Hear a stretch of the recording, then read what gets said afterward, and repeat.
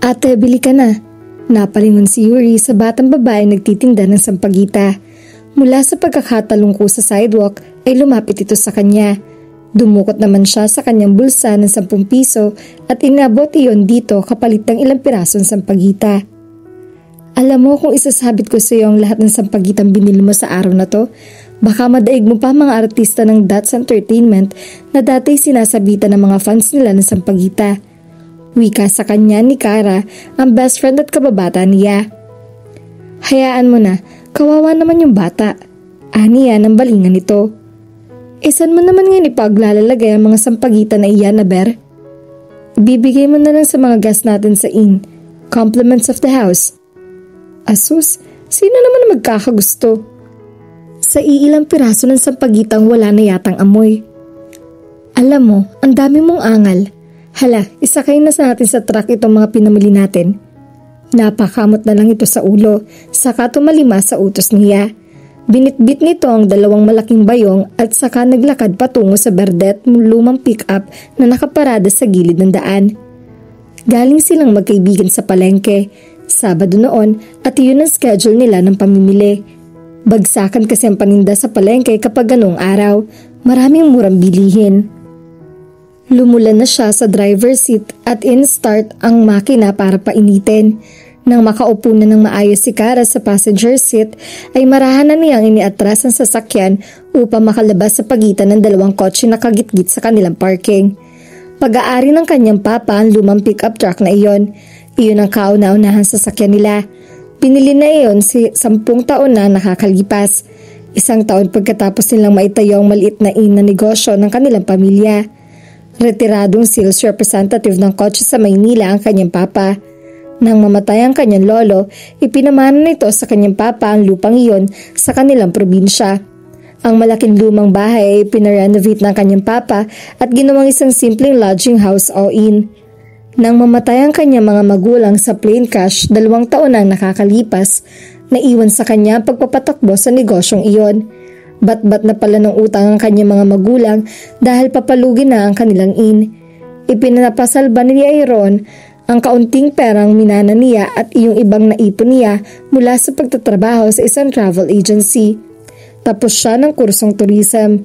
Pangarap talaga niya mag-travel at makita ang iba't ibang magagandang lugar sa mundo. Kaya nga enjoy siya sa trabaho niyang iyon.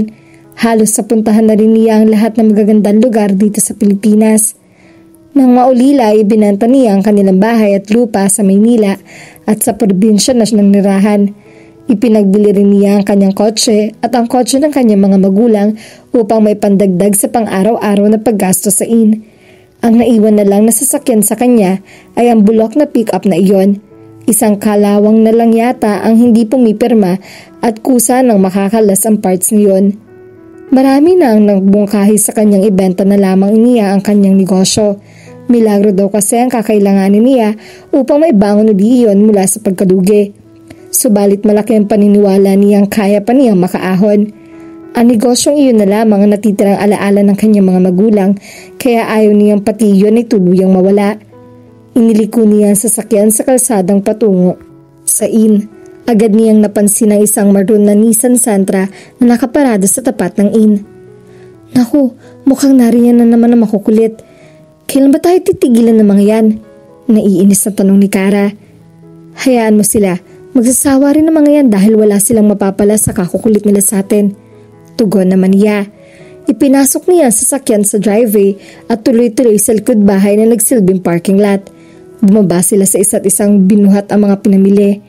Nilapitan sila ng tatay at kuya nito na sina Tatay Temyong at Kuya Art. Salamat po, wika niya kay Tatay Temyong nang kunin nito ang kanyang bayong na puno ng mga gulay. Mabutit dumating na kayo. Anito, kanina pa kayong hinihintay ng abogado ni Don Anthony. Naroon na sa labi at kausap si nanay ko rin mo. Sige po tay, haharapin ko po sila. Iniwan na niya sa mag-ama ang paghahakot ng kanilang mga pinamili. Pumasok na siya sa backdoor at nagtungo sa main reception sa labi ng inn. Naabutan nga niya roon si nanay ko rin. Katulad nila ni Kara, magkababata at magkaibigan din sina Tatay Temyong at ang kanyang papa. Kaya nang itayo ng kanyang papa ang inn, si Tatay Temyong ang kinuha nitong tagapamahala sa pagmamagatan nito. Karpintero, tubero, hardinero at electrician, iyon ang papel nito. Sinanay ko rin naman ang kanilang kusinera. Si Kuya Art ang bellboy at assistant ni Tatay Temyong. Si Kara naman ang receptionist. Salitan din sila nito sa pagiging housekeeper. Isa-isang nag-alisan ng kanyang mga staff. Wala na kasi siyang may pasweldo sa mga ito. Tanging ang pamilya na lamang ni Kara ang naiiwan upang tulungan siya sa pamamahala ng inn. Nagsisilbi pa rin ang mga ito sa kanya kahit sa mababang sweldo. Katulad niya, naging mahalagang bahagi na rin daw ng buhay ng mga ito ang inn. Hindi po kayo pinagtataguan ni Miss Villarreal. Nasa palengke po sila kaya nang kagaya ng paulit-ulit na sinasabi ko sa inyo kanina pa. Narinig niyang wika ni Nanay Kuring sa mga lalaking kausap nito. Nakaupo ang ito sa sofa sa sala receiving area. May nakita siyang mga tasa ng kape sa coffee table. Ano bang kailangan nyo? Maautoridad na sabad niya. Nagbaling ng tingin sa kanya ang tatlong lalaki. Good morning, Miss Villarreal. I'm Attorney Orqueza and these are my colleagues. Wika ng isa sa mga lalaki. Tumayo mga ito bilang paggalang. Iniabot pa ng nagpakilalang Attorney Orqueza ang kamay nito sa kanya. Tinanggap naman niya ang pakikipagkamay nito. Magandang umaga rin, maupo kayo. Aniya, naupo silang lahat sa sofa. Nagpaalam na sa kanila si Nanay Kuring. Sa kusina raw muna ito. Miss Villarreal, we are here on behalf of Don Anthony. As you know, Don Anthony is planning to put up a golf and country club just right beside your inn. In line with that, he is proposing. May bago na naman siyang proposal. Like I have repeatedly told all the lawyers he sent to me, I am not selling my land, or am I willing to negotiate? You can tell Don Anthony that whatever his proposal is, I object to it. I will never sell this land. He can build his golf course for all he wants, but he is never buying my land. Did I make myself clear, Attorney Orqueza? I understand. Sumusukang wika nito. Inilabas nito ang isang tarheta mula sa suot na Amerikana. But if you change your mind, here's my number. Attorney Orqueza, what part of no and never you didn't understand? I am certain I won't be needing your card. Now, if you'll excuse me, I have a business to manage. Help yourselves out. Mataray na wika niya. Naubos na ang pasensya niya sa mga ito. Tumayo na siya at iniawang ang nakatanghod ng mga ito. Halos linggo-linggo ay may pinapadalang abogado si Don Anthony sa kanyang inn. Ang naturang Don ang may-ari ng Buena Vista Developers Incorporation. Balak nito magpatayo ng golf and country club sa kanilang bayan. Dahil daw hindi ganun karami ang populasyon nila, tamang-tama raw nag-getaway iyon para sa mamamayang nais makapag-unwind. Hindi rin kasi kalayuan sa Maynila ang kanilang bayan. At ang napili pang lokasyon nito ay ang malawak na lupain at sa tabi ng kanyang inn. Nabili na nito sa mga dating mag-aari ng lupang iyon. Ngayon, kinukulit naman siya nito upang ipagbili niya ang kapirasong lupang ikinatatayuan ng kanyang negosyo. Pilit na tinutulungan niya iyon. Hindi siya papayag na basta bilhin sa kanya ang lupang minana ng kanyang mga magulang at pinagbuhusan ng mga ito ng dugo at pawis upang patubuan lamang ng damo at gawing golf course. Ano naman ngayon ang proposal sa iyo ng Men in Black? Tanong sa kanya ni Kara nang mabungaran niya ito sa kusina. Umiinom to ng kape. Ay nako, ewan, hindi na ako nag-aksaya ng panahon pakinggan pa. Pinaalis ko sila at gaya ng madalas kong sabihin, hindi ko ipagbibili ang inn. Tapos ang usapan. Wala talagang kadala-dalang Don Anthony na yun. Kung marriage proposal na lang sanang inalok niya, baka mahikayat ka pa niya. Biro nito. Sira, anong palagay mo sa akin? Social climber na naghahanap ng matandang mayamang madaling mamatay. Why not? Kung sa mga kaedad natin, guys ay wala ng pag-asa, anong malay mo sa mga thunder? As in, matanda. Isa pa, mas may future ka sa mga gaya ni Don Anthony kaysa sa mga nanliligaw sa'yo rito. Alam ko, pero nakakadiri ka talaga. Siguro ikaw ang may lihim na pagnanasa kay Don Anthony, no? Excuse me? Anitong inirapan pa siya. Nasa na nga pala si Nanay Kuring? Pag-iiba niya sa usapan. Nandun sa likuran, naglilinis sa mga isda. Bakit? Wala, Itatanong ko lang kung sino ang nasa ng menu natin mamayang tanghali. Siya nga pala, gising na ba si Mr. and Miss Lopez? Hindi pa, wala yatang kasawasawang mag-honeymoon ng mga yon. Gabi na ay gising pa mga yon. May naiinggit yata. Paano naman? Si Digoy walang ibang pinapansin kundi puro ikaw. May dimples din naman ako ah. Biglang reklamo nito. Ang akala ko ba wala tayong future sa mga lalaki rito? Eh iba naman si Digoy. May negosyo naman siya, hindi ba? Iyon ba ang batayan mo ng may future? Isang malakas na ingay ang pumutol sa kanilang pag-uusap. Ano yun? Tanong nito sa kanya. Aba malay, galing sa harap. Tara, tingnan natin. Isang itim na Ford F-150 ang nakita ni Yuri na mabimongga sa isang poste ng gate ng inn. Mula ron ay bumabangis ang lalaki na naka-baseball cap, eye shades, puting t-shirt, cargo shorts at sandals. Shit, malakas na mura nito ng inspeksyonin ng bahagi ng sasakyang bumangga sa poste. May mahagang banggasgas ang bahaging iyon. Kapansin-pansin iyon dahil napakakinis ang sasakyan nito. Nilapitan niya ito. Ano ba naman ang ginagawa mo? Pasigaw na tanong niya. Sinira mo ang gate namin. Bumaling ito sa kanya. Tinanggal nito ang baseball cap at eye shades nito. Nagtama ang kanilang mga tingin. Brown ang kulay ng mga mata nito na binigayan ng malalantik na pilik. It softened his sharp gaze that pierced right through her very core. Nakadagdag pa sa pasuplado effect nito ang matangos na ilong nito. Gate nyo? Would you look at my truck? Alam mo, kung hindi mo binangga ang gate namin, hindi magkakaganyan na sasakyan mo. Miss, excuse me lang. Let me clarify things. Hindi ko binangga ang gate nyo. Masyado kasing maliit ang entrance ng inyo. Sa dami ng guests na nagpapabalik-balik dito sa inamin, ngayon lang may nagbangga riyan. Ang sabihin mo, hindi ka talaga marunong magmaneho. Inis na sabi niya. Wala siyang pakialam kung customer man ito. Mainit ang ulo niya at walang makapagpipigil sa pagsabog ng galit niya. Awat muna. Awat sa kanila ni Kara. Morales, Pacquiao, mamaya ng bakbakan. Pero, easy. Tiningnan siya ng makahulugan ni Kara. Nakuha naman niya ang mensahe nito. Hindi niya dapat ibunto ng galit sa kanilang customer. Mr. Andre, call me Dre, ay ng lalaki. Well then, Mr. Dre, ganito na lang po, anin Kara.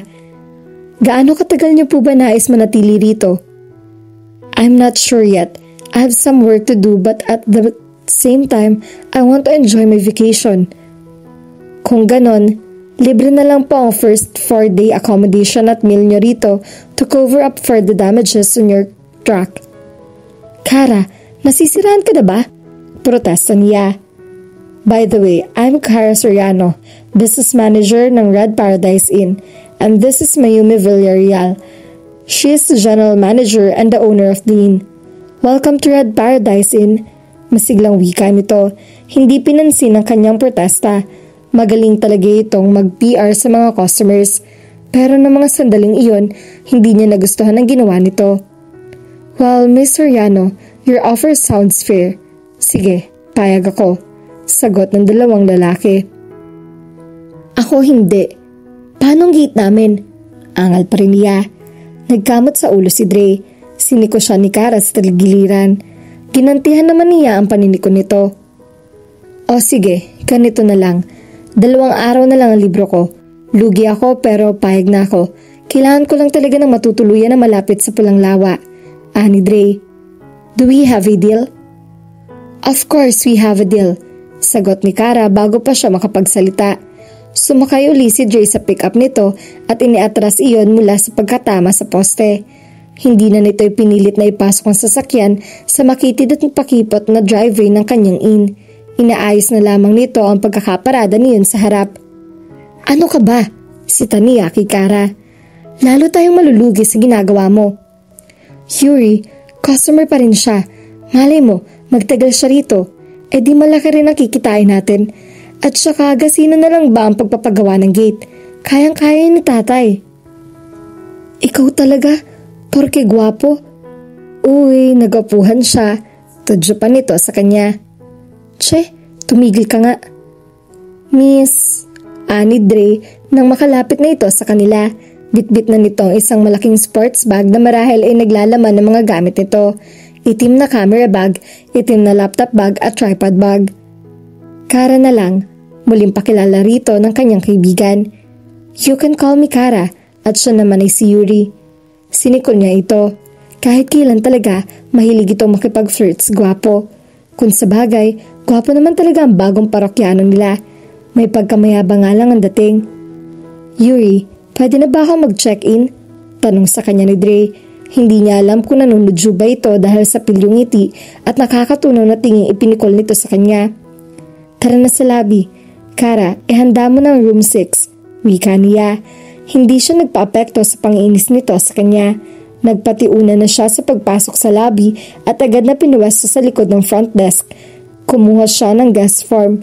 Isinulat niya roon ang numero ng kwarto at saka nilagyan ng check ang mga entries na dapat fill upan at lagdaan ni Dre. Room 6, iyan ang pinakamalaking kwarto namin. Nasa east side iyon, kaya kitang-kita mo mula roon ang sikit ng araw. Ayos na ba yun sa'yo? Aniya sabay abot dito ng form. That would be fine. Thanks. Anito, hindi pa rin nawawala ang pilyungiti sa mga labi. Kinuha nito ang form at saka sinimulang sulatan iyon. Nang matapos ay ibinalik na nito iyon sa kanya. Dre, ito lang ang pangalan mo? Nagtatakang tanong niya sa tiningnan nito. Sa dami ng blankong espasyo na minarkahan niya, tanging pangalan at laglag na lang nito ang isinulat nito. I prefer to be called only as Dre. Don't worry, hindi naman kita tatakbuhan. Now, if you'll excuse me, nasan uli ang kwarto ko? Pinindot niya ang button na nasa harap niya. Lumapit sa kanya si Kuya Art. Sasamahan ka na lang ni Kuya Art. Wika niya kay Dre. Kuya Art, samahan mo siya sa room 6. Ikaw na rin ang bahala sa bagahin niya. Bilin pa niya. Nang kunin ni Kuya Art kay Dre ang mga dala nito, ay kusa naman nitong ibinigay iyon. Sumunod na ito patungo sa hagdan. Naiwan siya sa front desk. Binasa uli niya nakasulat sa guest form. Dre, it was written in capital letters. Maganda ang sulat nito. Pa-executive ang dating. Naintriga siya. Hindi kaya terorista ang pinatuloy niya?